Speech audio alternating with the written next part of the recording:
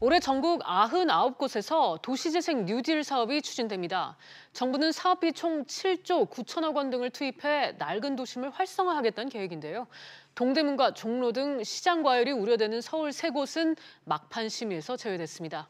관련해서 두성규 한국건설산업연구원 선임연구위원 모시고 얘기 나눠보도록 하겠습니다. 연구원님 어서 오세요. 안녕하세요. 네, 이 도시재생 뉴딜 문재인 정부의 국책 사업이기도 한데요. 네. 이 흔히 이제 낡은 도심을 활성화하는 이제 주거 재생 사업 정도로만 알려져 있는데 구체적으로 어떤 사업으로 이해를 해야 할까요? 네, 도시재생은 아무래도 경쟁력이 낙후되어 있는 곳에 있어서 경쟁력을 제고시키는 그런 포괄적인 어떤 사업의 성격을 가지고 있습니다. 그래서 기존에 있어서의 시가지 부분에 대한 여러 가지 어떤 개발 계획이나 이런 부분들을 포함해서 실제로 경쟁력을 가질 수 있는 부분까지 망라하는, 그리고 역사라든지 문화 자원이라는 이런 부분들에 대한 것까지 포함을 하기 때문에 상당히 큰 폭으로 이제 확정된 그런 모습을 또 보여주고 있는데요. 지금 보면은 사업 규모에 따라 크게 두 가지로 나눌 수가 있을 것 같습니다. 그래서 지금 우리 동네 살리기 또는 중심 시가지형, 그다음에 이제 일반 근린형 이런 식으로 해서 소규모의 어떤 사업비가 들어가는 그런 사업이 있는가 하면은 지금 저기 중심 시가지형이나 경제 기반형이라고 해서 굉장히 대규모의 어떤 그 예산이 투입될 수 있는 그런 사업까지 포함해서 망라되고 있습니다. 그래서 이렇게 해서 이 도시재생이 어느 정도 성과를 거두게 되면은 지역사회의 일자리 창출을 포함해서 지역 경제를 활성화시키는 데도 상당한 기여를 할 수 있는 사업으로서 여러 가지 자리매김하고 있습니다. 네, 그래서 이제 추진에 들어갔고 가속도가 묻는 모양새인데요. 올해 전국에서 총 99곳이 선정이 됐죠. 네. 그렇죠. 실제 지금 이제 제13차 도시재생특별위원회를 거쳐서 지금 전국의 99곳이 사실은 도시재생 사업지로서 선정이 되었습니다. 이런 부분들은 향후에 사업 타당성 등의 조사를 거쳐서 실제로 사업에 착수하게 될 건데요. 정부 쪽에서는 실질적으로 내년 부분부터 본격적으로 착수할 것을 기대하고 지금 추진 중에 있는 것 같습니다. 그러나 실질적으로 이런 부분들에 대해서 예산도 지금 많이 배당이 되어 있는데요. 기존의 어떤 그런 사업들과 도시 정비 사업과는 조금 차이점이 있는 게, 이런 예산들이 충분히 투입이 됐을 때 사실은 이 정부 예산만으로 사업이 진척이 되는 것은 아니고요. 해당되는 현장에서 민간 자금까지 포함하는 마중물로서의 역할이 될 수 있는 그런 효과가 있어야 되는데, 향후에 사업 진행 자체에 대한 기대감을 가져볼 만하다고 볼 수 있습니다. 네.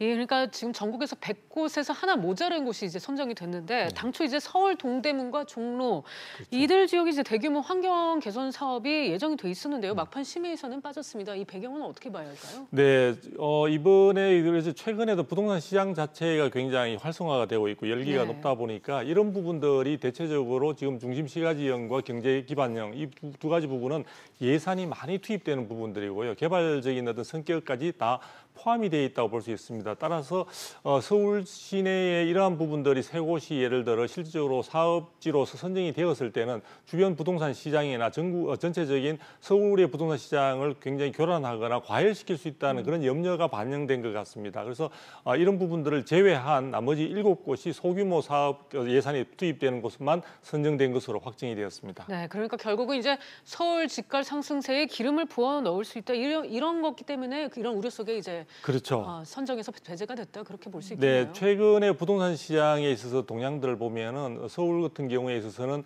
박원순 시장이 여러 가지 여의도 용산 개발 등을 포함해서 개발 호재가 될 수 있는 사례들이 상당히 많았습니다. 이런 부분들과 함께 도시재생 사업이라는 것은 상당히 중장기적인 사업임에도 불구하고 부동산 시장에서는 이런 부분들이 개발 호재로 받아들이는 경향이 없지 않습니다. 그래서 이런 부분들로 인해서 가뜩이나 시장 상황에서 과열 조짐으로 인해서 정부에도 이 관심을 쓰고 있는데, 이런 부분들이 또 하나의 자극제로서 부동산 시장을 교란시키거나 과열시킬 수 있는 우려를 굉장히 반영한 것으로 보여지기 때문에 사실은 해당되는 지역에 있어서는 해당되는 지역의 경쟁력을 제고하고 여러 가지 주변 환경이라든지 이런 부분을 개선하는 기대감이 컸을 것으로 보여지는데 다소 아쉬움도 있을 것으로 생각이 듭니다. 네, 그러니까 지금 뭐 아쉬움이라고 말씀을 하셨는데 현장에서 뭐 반발도 있지 않을까 하는 생각이 드는 게, 사실상 이제 도시재생이 조만간 추진될 것이다 이런 기대감이 상당했을 것 같거든요. 그렇죠. 네. 네. 그래서 뭐 전반적으로 좀 시장에는 좀 실망감만 준 게 아닌가. 네, 이 사실 도시재생 사업이라는 게 아마도 정부가 제대로 작년부터 해서 도시재생 뉴딜 사업을 해서 알려질 때 홍보를 할 때 도시재생은 저 부동산 시장을 과열시키거나 이런 부분과는 성격이 좀 판이하다라는 설명들을 많이 곁들이고 있습니다. 그러나 그럼에도 불구하고 이런 부분들이 부동산 시장을 자극시킬 수 있다는 인식 자체를 정부 자체도 하고 있는 것이 아닌가 이렇게 보여집니다.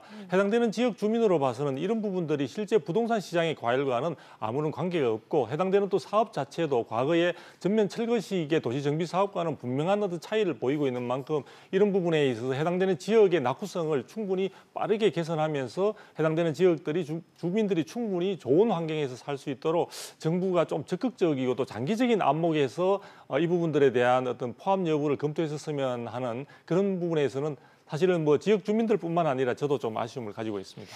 예, 하나 궁금한 게 이렇게 이제 대규모 재생 사업에서 배제가 됐다고 해서 집값이 정말 잡히느냐 뭐 이런 의문도 들긴 하거든요. 이 서울 집값에 대한 이제 안정 효과 이런 거를 기대할 수는 정말 있는 걸까요? 아, 그렇죠. 지금 도시재생 사업이 가지고 있는 부동산 시장에 있어서의 영향이라는 것은 사실은 경향에 따라 서울 부동산 시장에서 받아들이는 것 따라 좀 달라질 수는 있겠지만요. 네. 사실은 부동산 시장의 과열과는 상관이 없는 부분이고요. 현재 부동산 시장의 과열 부분은 서울이라는 그 해당되는 지방과의 양극화 속에서 서울 지역만 지금 굉장히 뜨겁게 달아오르고 있는 상황들입니다. 네. 그런데 그 근본 원인 자체가 최근에 정부가 여러 가지 어떤 원인 분석을 통해서 대안들을 마련하고 있지만 실질적으로 부동산 시장에 있어서 서울의 부동산 시장은 장기적인 어떤 주택 공급에 대한 부족에 대한 우려감 그리고 실질적으로 잠재 수요까지 포함되고 지방의 수요까지 가미되면서 사실은 전문가들조차도 사실 이 정도까지 예상하지 못했던 방향으로 흘러가고 있습니다. 그렇기 때문에 그러한 부동산 시장의 근본 원인을 다시 되짚어 본다면 도시재생 사업을 억제하는 것으로 해서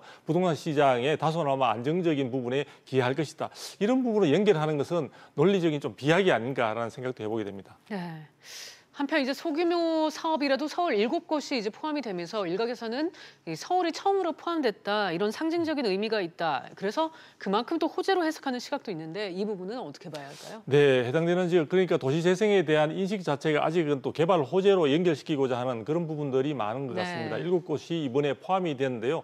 사실 작년 같은 경우에 있어서 최초로 어떤 11차 도시재생특별위원회에서는 서울 지역을 배제하는 쪽으로 원칙을 삼았던 것과 비교한다면 이 7곳이 포함된 것은 다소나마 다행이라고 보여지고요. 서울의 경우에 있어서 분명히 이러한 도시재생을 통해서 경쟁력을 제고할 만한 필요성은 있다고 보여집니다. 그런데 이런 부분이 포함됐다고 해서 시장에 있어서 사실 기대와 달리 굉장히 부동산 시장을 자극시킬 것 같지는 않고요. 네. 다만 이런 부분들이 좀 점진적으로 향후에 있어서도 부동산 시장을 자극하지 않는 최소한의 범위 내에서 사업이 추진되어야 될 것으로 보여집니다. 그리고 시장에 있어서도 이런 부분들이 마치 시장에서 새로운 호재인 것처럼 해당되는 지역의 공인중개사라든지 그 전문적인 인력 부분들에 있어서 이런 분들도 조금 올바른 정보를 제공하면서 시장에 있어 교란 요인으로 작용하지 않도록 모두가 같이 좀 힘을 쏟아야 될 것 같습니다. 정말 그래야 되겠습니다. 안 그래도 요즘 부동산 시장이 너무 혼란스럽다는 생각이 네. 드는데요. 이 정부에서는 시장이 과열되는 즉시 사업 추진 시기를 조정하거나 뭐 선정을 취소할 예정이다 이렇게 밝혔거든요. 네. 그런데 이제 투기 자본이 들어와서 집값만 이제 높여놓고요. 빠지는 경우도 적지 않아 있는 걸로 알고 있는데 이 부작용은 없을까요?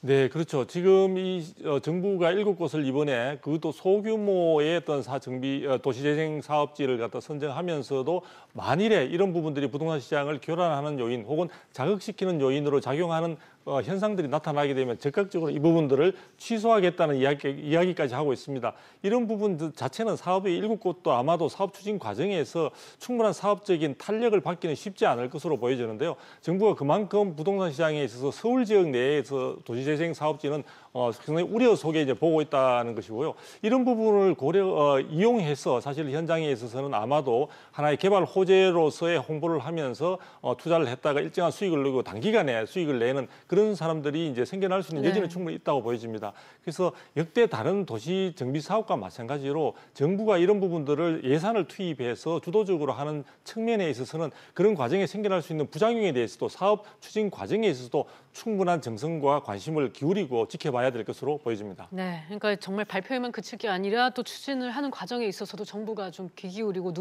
눈을 가까이 대고 봐야 될 것 같습니다. 네, 그렇습니다. 지금까지 두성규 한국건설산업연구원 선임연구위원과 함께 도시재생 뉴딜 사업과 관련해서 얘기 나눠봤습니다. 오늘 말씀 감사합니다. 감사합니다.